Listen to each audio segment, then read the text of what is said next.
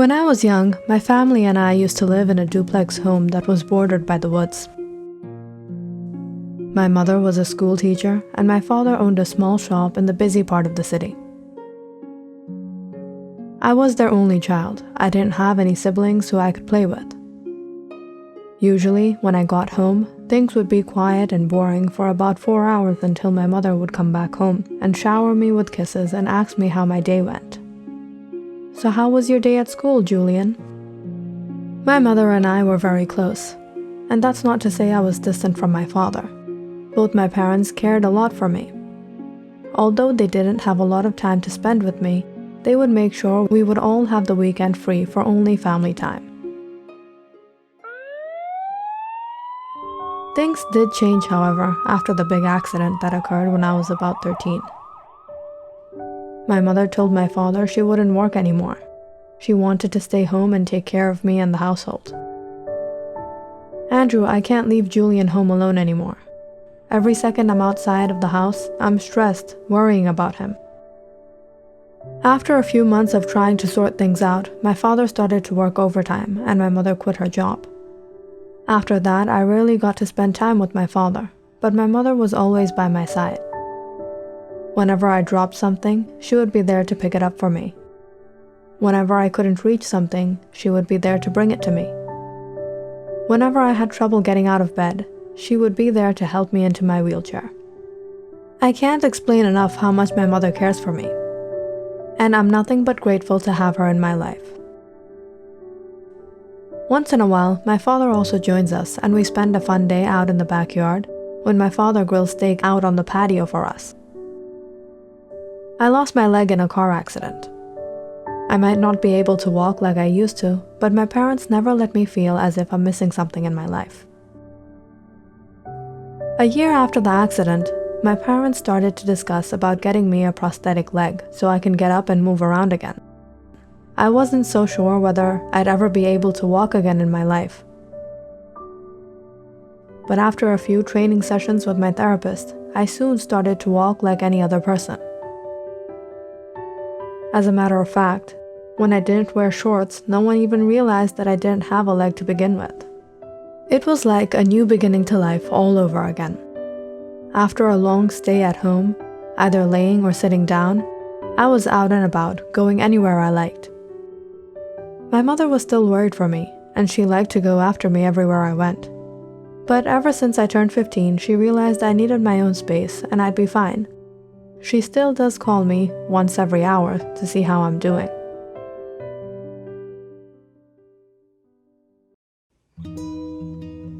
One of these days, I was walking down the curb of our house. There was a deli on the corner I usually went to. That day, I saw outside of the deli, in a cardboard box, they were selling puppies.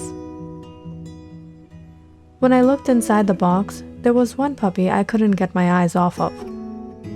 I picked it up and took it inside.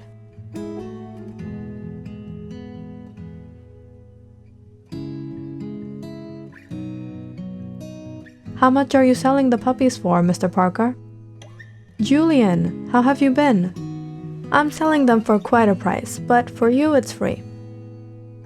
"Thanks, Mr. Parker, but I'd like to pay for it."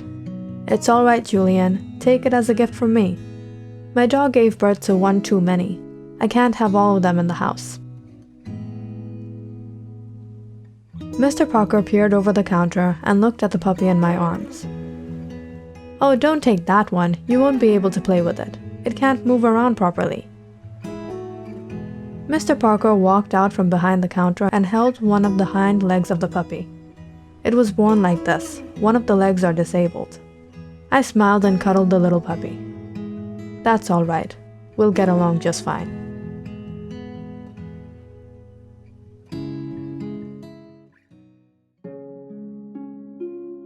Mr. Parker had a Siberian Husky.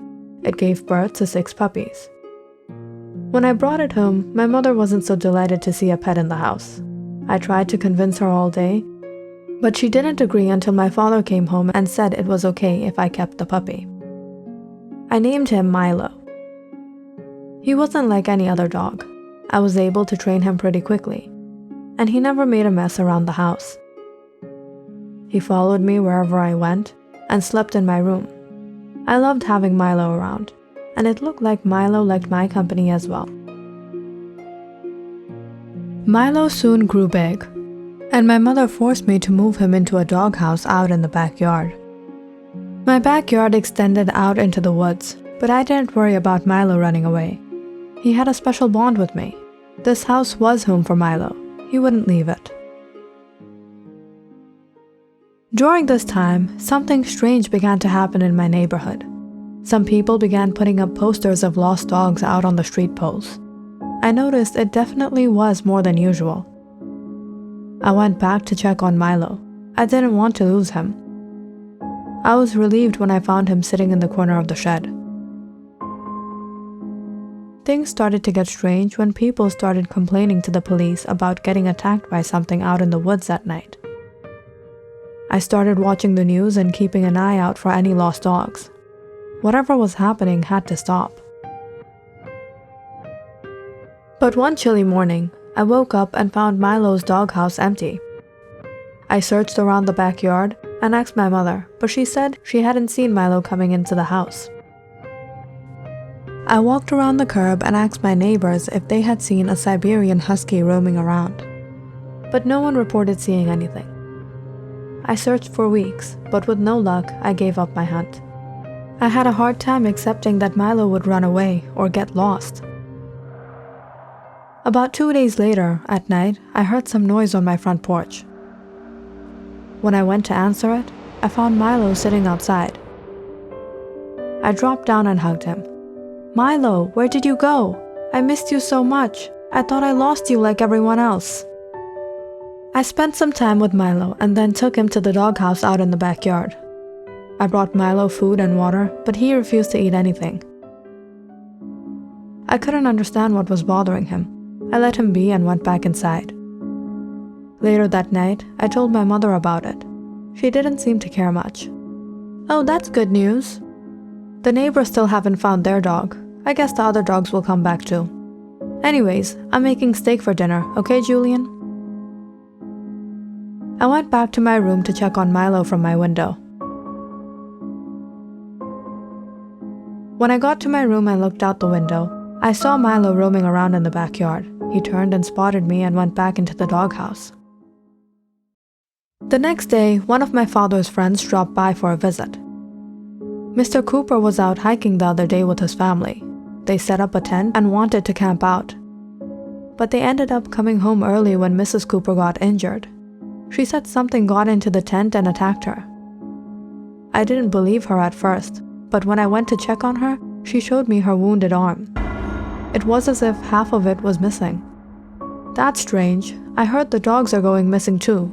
Do you really think there is something wild lurking out there?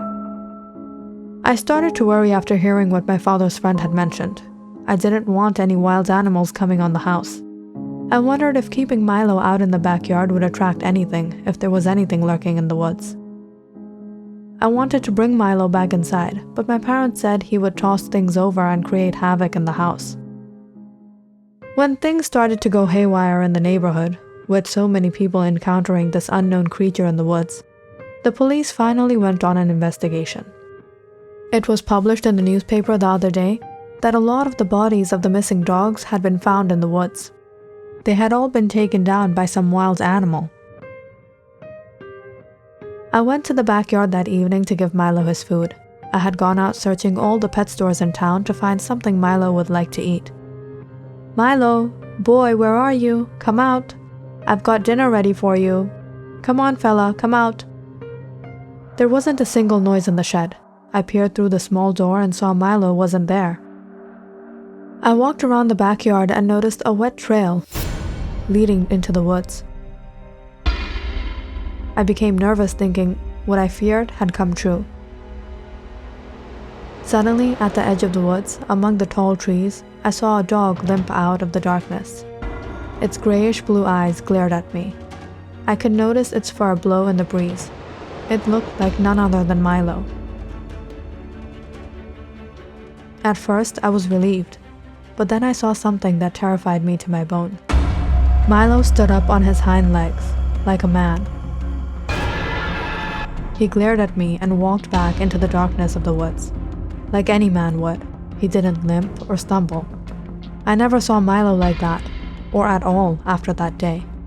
But people have still been talking about something lurking in the woods. No one has the guts to keep any pets in this neighborhood anymore.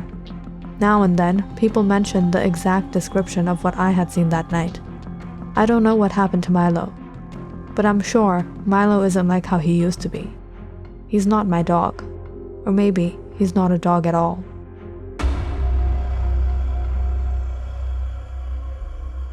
Click on the subscribe button and check out more awesome videos on our channel. And don't forget to press the bell icon because you know it's interesting.